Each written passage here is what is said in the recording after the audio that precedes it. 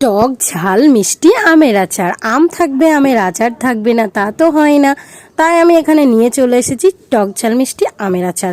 এর জন্য এখানে আমি 1 কেজি আম নিয়েছি। দেখো কত সহজে আমি আমটাকে আচার বানাবো।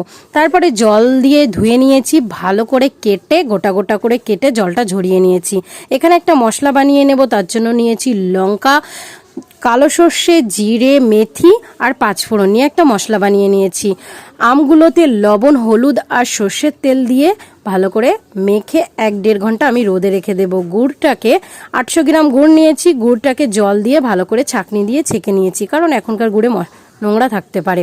তো তেলের ওপরে 5 ফোড়ন দিয়ে আমগুলো দিয়ে দিয়েছি, নেড়ে চেড়ে গুড়টা দিয়েছি, উপর থেকে লেবুর রস দিয়েছি যাতে ওটা জমাট বেঁধে না যায়। তারপরে জলটা টেনে এলে ওপর থেকে মশলা ছড়িয়ে দিয়েছি। তোমরা দেখতেই পাচ্ছ কত সুন্দরভাবে আমের আচার আমার রেডি। ভালো লাগলে আমার ভিডিওটি